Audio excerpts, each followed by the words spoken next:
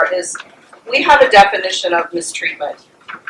And mistreatment is defined in statute as abuse, neglect, and exploitation. So those three things are just kind of in this umbrella called mistreatment. In addition to that, we have, can you scroll to the mistreatment definition, please? We have the subsection D and E, which are additional very broad categories of any act or omission that threatens health, safety, or welfare, or exposes that adult to bodily injury. Those are things that are not covered under the definition of physical abuse, sexual abuse, or exploitation, or caretaker neglect. They're kind of some odd things. They're very, very broad. I think people have a hard time understanding what that is. And so what we're trying to do with harmful act or omission is make that a little bit clearer.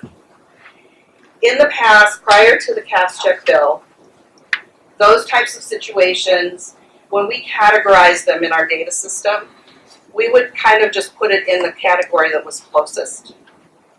But with due process, we need to make sure that we are capturing it under the right category. And so we would prefer not to add category D and E, which for employers, if you get a substantiated hit on one of your employees, that we say an act or omission that threatens health, safety, or welfare, you would be hard-pressed to understand what that meant. So by adding a harmful act or omission definition, we are hoping to provide a little more clarity. So if you go back up to that definition, Lana.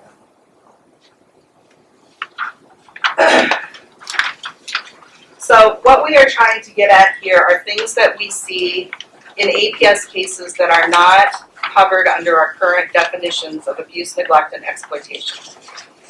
And they are things that we don't want to stop investigating because we think they are serious concerns. For example,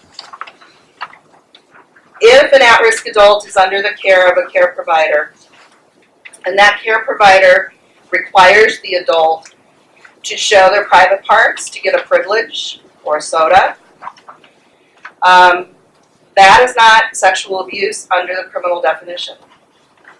But I don't think any of us want our care providers doing that with at-risk adults. The same is true if we have a care provider that is forcing an at-risk adult to watch pornography against their will. Not covered under sexual abuse. It would be covered under harmful act or omission. So that's why we are working on that definition, so that we can capture those types of situations in our statute and in our investigations.